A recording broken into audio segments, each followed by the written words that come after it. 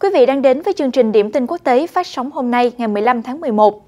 Thưa quý vị, mọi chú ý của giới chuyên gia dường như đang hướng về siêu cường Mỹ và Trung Quốc. Hội nghị thượng đỉnh đầu tiên giữa hai nhà lãnh đạo Joe Biden và Tập Cận Bình đã liên tục tăng nhiệt trên các mặt báo ngay khi chưa bắt đầu.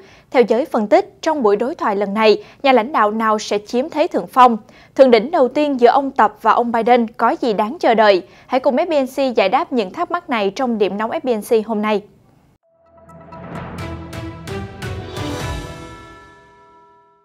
Tối ngày 15 tháng 11 theo giờ Mỹ, Tổng thống Joe Biden và Chủ tịch Trung Quốc Tập Cận Bình sẽ có hội nghị thượng đỉnh đầu tiên kể từ khi ông Biden nhậm chức. Đây được xem là một cơ hội giảm đối đầu hai nước, đồng thời chặn đứng hoặc ít nhất sẽ làm chậm lại đà lao dốc trong quan hệ song phương. Về phía Trung Quốc, mặc dù chính quyền Bắc Kinh bị chỉ trích nặng nề về các vấn đề thương mại, nhân quyền và Đài Loan, nhưng với nghị quyết lịch sử được thông qua, vị thế của ông Tập ở Trung Quốc hiện nay mạnh mẽ hơn bao giờ hết. Khả năng chiếc ghế quyền lực của ông được giữ vững thêm một nhiệm kỳ nữa là rất cao. Trong khi đó ở Mỹ, tỷ lệ tín nhiệm Tổng thống Biden tiếp tục xuống mức thấp kỷ lục mới, chỉ 41%, theo khảo sát tiến hành bởi Washington Post và ABC News. Mức sụt giảm mới chủ yếu là do sự bất mãn của đảng viên Dân Chủ và những người có quan điểm độc lập. Theo Lucian, chuyên gia về các vấn đề Hoa Kỳ thuộc Viện Khoa học Xã hội Trung Quốc, ông Tập có lợi thế hơn ông Biden trong khía cạnh nhận được ủng hộ trong nước. Ông nói, trên bình diện quốc tế, các liên minh dân chủ và các giá trị chung không phải là điều mà hầu hết người dân Mỹ quan tâm. Chuyên gia cho biết Trung Quốc có một chính sách Hoa Kỳ nhất quyết và sự nhất quán đó là một thế mạnh. Theo nghĩa này, sức mạnh không đến từ số lượng tàu chiến, máy bay chiến đấu, mà xét về tính nhất quán và độ bền bỉ, Trung Quốc mạnh mẽ hơn.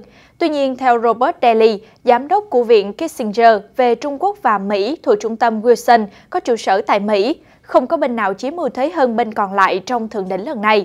Phát biểu với tờ South China Morning Post, ông Robert nhận định ông Tập sẽ vươn cao tại sân nhà sau khi viết lại lịch sử vào tuần qua, nhưng với cách ông giải quyết các vấn đề Tân Cương, Hồng Kông và các vấn đề trong nước khác, tất cả đã làm tổn hại vị thế quốc tế của ông ấy. Ngược lại, mặc dù Tổng thống Biden đối mặt với một đất nước chia rẽ và phân cực ở quê nhà, ông lại được chào đón là một lãnh đạo toàn cầu hơn ông Tập và cựu Tổng thống Donald Trump. Theo ông Robert, mặc dù vậy, theo Bang Zongjing, chuyên gia quan hệ đối ngoại tại trường đại học Ocean của Trung Quốc, khi ông Biden tìm cách thiết lập lại vai trò lãnh đạo toàn cầu của Hoa Kỳ, Washington đang phát huy những lợi thế mà các liên minh có thể mang lại. Ông nói, Hoa Kỳ có lợi thế trong hệ thống liên minh của mình, chẳng hạn như Hội nghị thượng đỉnh về dân chủ dự kiến diễn ra tuần tới. Giờ đây, Washington có liên minh ba bên AUKUS, có vai trò lãnh đạo trong G7 và G20, cũng như là quốc gia then chốt trong liên minh NATO hoặc Bộ Tứ Kim Cương. Theo giới phân tích, mặc dù gần đây hai cường quốc đạt được tiến triển tích cực trong vấn đề chống biến đổi khí hậu, đàm phán thương mại, thế nhưng kỳ vọng về hội nghị trực tuyến giữa ông Biden và ông Tập Cận Bình là khá thấp. Reuters cũng dẫn lời quan chức Nhà Trắng cho rằng đây không phải là cuộc họp nhằm tìm kiếm các sản phẩm hoặc kết quả cụ thể. Dự kiến hai nhà lãnh đạo sẽ hội đàm về các nội dung như căng thẳng xung quanh hoạt động quân sự của Trung Quốc ở Đài Loan, các vấn đề về nhân quyền cũng như hợp tác giữa hai nước trong ứng phó với biến đổi khí hậu.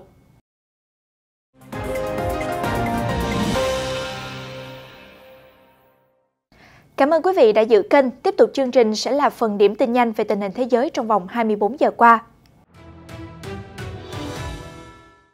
Thưa quý vị, Hoàn Cầu Thời báo vừa qua đăng một bài xã luận cảnh báo Úc, nếu quân đội nước này can thiệp vào mối quan hệ của Bắc Kinh với Đài Loan thì hãy chuẩn bị hy sinh binh sĩ trong đòn phản công từ Trung Quốc.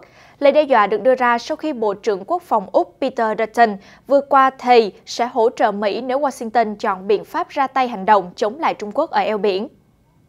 Mặt khác, chính quyền Bắc Kinh tiếp tục điều máy bay quân sự áp sát Đài Loan, uy hiếp hòn đảo. Theo trang tin Taiwan News, 3 chiếc chiến đấu cơ Trung Quốc đã xâm nhập vùng nhận dạng phòng không ADIZ Đài Loan hôm Chủ nhật vừa qua. Đây là lần xâm nhập thứ 13 trong vòng vỏn vẹn 14 ngày đầu tháng 11.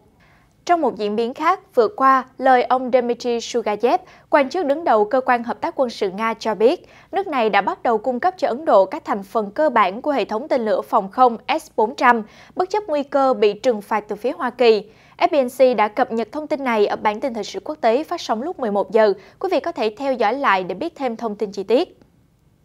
Liên quan đến căng thẳng giữa Mỹ và Nga, hôm qua ngày 14 tháng 11, Nga đã phát hiện và theo dõi một máy bay do thám Mỹ đang áp sát không phận của Nga. Chiếc Lockheed U-2S Dragon Lady của không quân Mỹ xuất kích từ căn cứ không quân Arotyri trên đảo Ship, sau đó đã bay thẳng về hướng Ukraine và quần thảo trên không phận quốc tế ở Biển Đen suốt 5 giờ đồng hồ. Tuy nhiên, chiếc máy bay này không gây nguy hiểm cho Nga.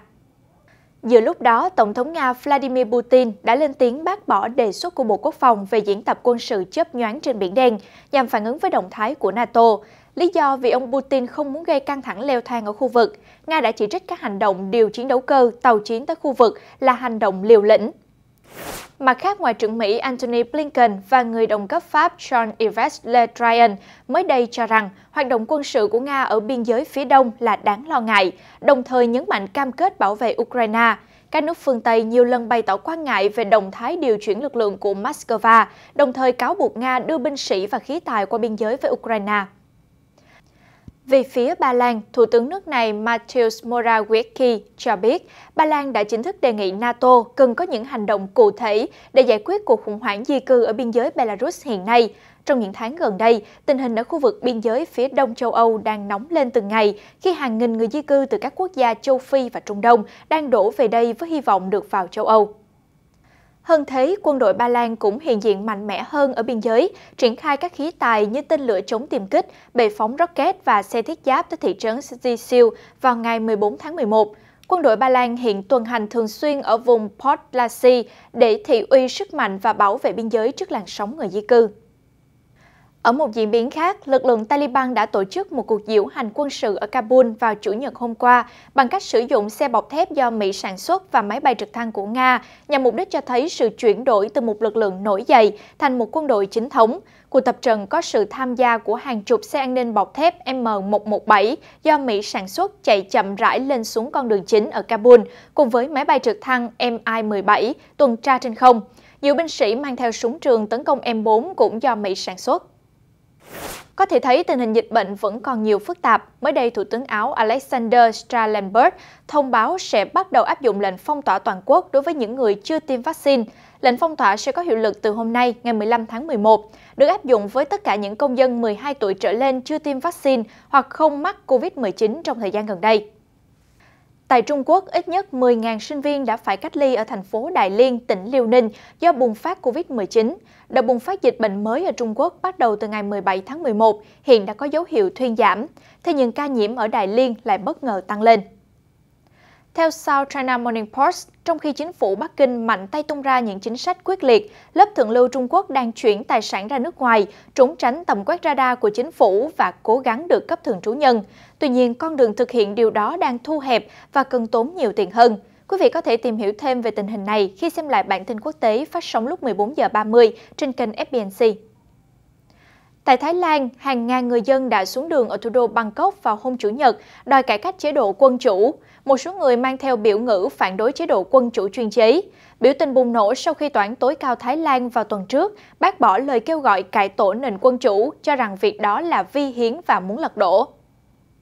Cũng tại khu vực châu Á, theo CNA, bầu trời thủ đô New Delhi, Ấn Độ tiếp tục chìm trong màn sương màu xám dày đặc do ô nhiễm không khí đỉnh điểm. Người dân chật vật khi muốn hít thở, nhiều tượng đài và tòa nhà chọc trời bị nuốt chửng trong khói bụi. Thời điểm này của năm, mùa ô nhiễm lại tràn về thủ đô Ấn Độ. Trong một diễn biến khác, mới đây, một chiếc xe bên ngoài bệnh viện phụ nữ ở Liverpool, miền Bắc nước Anh đã bất ngờ phát nổ và khiến cho một người thiệt mạng, một người khác bị thương. 3 người đàn ông được cho là có liên quan ở độ tuổi 29, 26 và 21 tuổi đã bị bắt giam. Tại Mỹ, hàng trăm người đã xuống đường ở Miami, Florida vào Chủ nhật qua để biểu tình chống lại chính phủ Cuba. Ngoài lý do tình trạng thiếu hàng hóa cơ bản, hạn chế quyền tự do và khả năng đối phó đại dịch yếu kém của chính phủ, những người tham gia cuộc tuần hành cũng yêu cầu trả tự do cho các nhà hoạt động bị bỏ tù ở Cuba. Còn ở Sudan, tình trạng bạo loạn đang xảy ra. Các nhân chứng cho biết có ít nhất 5 người đã thiệt mạng trong các cuộc biểu tình lớn chống lại sự tiếp quản của quân đội vào tháng trước ở một số thành phố của Sudan vào hôm 13 tháng 11. Theo Reuters, chính quyền quân sự đang nỗ lực đàn áp các phong trào bất tuân dân sự. Xin được chuyển sang một số thông tin kinh tế, thưa quý vị. Theo một số nguồn tin, ví điện tử Google Pay của tập đoàn điện tử hàng đầu thế giới Google sẽ bắt đầu hoạt động tại Israel từ tháng 12 tới. với sự tham gia của Google, thị trường thanh toán điện tử vốn đã sôi động của Israel sẽ có thêm một đối thủ đáng gờm. Theo số liệu báo cáo mới nhất, kinh tế Nhật đã tăng trưởng âm trong quý 3 vừa qua, nguyên nhân bởi Covid-19 và sự đứt gãy nhiều chuỗi cung ứng ở châu Á. Điều này đã tác động mạnh tới một số công đoạn sản xuất hàng hóa, lĩnh vực xương sống của nền kinh tế lớn thứ ba thế giới này. Cục Hải quan Hàn Quốc vừa thông báo trong tháng 10 năm nay, nước này đã nhập khẩu 11,4 triệu tấn dầu thô, tăng nhẹ khoảng 3% so với cùng kỳ năm trước.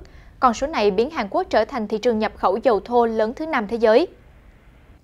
Một trong những cổ đông lớn nhất trong tập đoàn Toshiba là quỹ Affissimo mới đây cho biết họ vẫn chưa quyết định có ủng hộ kế hoạch chia tách tập đoàn điện tử khổng lồ của Nhật này thành 3 công ty nhỏ hơn hay không. Quỹ Affissimo có trụ sở tại Singapore, hiện nắm giữ 9,9% cổ phần của Toshiba. Vừa rồi là phần điểm tin nhanh về tình hình thế giới, còn bây giờ để tiếp tục chương trình là phần từ khóa nổi bật trong ngày.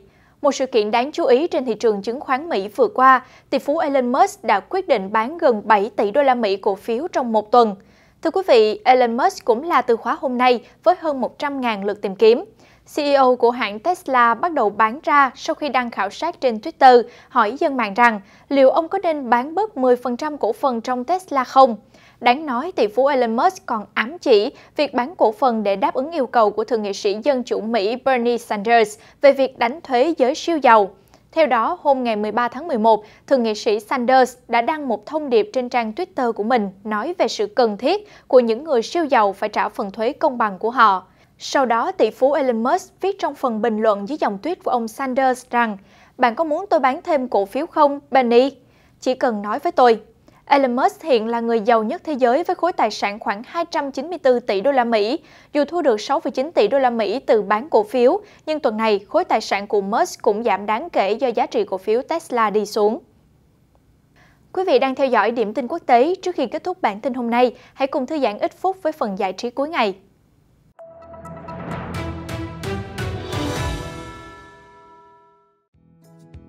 Đi xe Honda hoặc xe bus đi làm là chuyện thường ngày, nhưng còn ba đi làm? Ý tưởng cứ ngỡ chỉ có trong phim thế này lại sắp thành sự thật như một startup ở Israel. AIR, một công ty khởi nghiệp đã tiết lộ về chiếc máy bay cất và hạ cánh thẳng đứng. Theo Reuters, đây là một chiếc máy bay chạy điện dễ vận hành, nhằm mục đích bán trực tiếp trong thị trường Mỹ từ năm 2024. Như startup này mô tả, mẫu ô tô bay có tầm hoạt động 177 km trong một lần sạc, với tốc độ tối đa 250 km/h. A1 có thiết kế cánh dễ gập lại nên có thể đậu dễ dàng. Một máy bay cũng có khả năng cất hoặc hạ cánh trên bất kỳ bề mặt phẳng nào. Ngày càng có nhiều nhà đầu tư và các công ty hàng không đổ xô vào lĩnh vực hàng không đô thị, nhưng sự khác biệt của A1 là nó sẽ được bán cho những người tiêu dùng cá nhân. Được biết, Mỹ hiện có không phận rộng mở khi nước này trở thành thị trường đầu tiên thích hợp cho A1. AIR dự kiến nhu cầu có thể đạt tới 15.000 xe mỗi năm.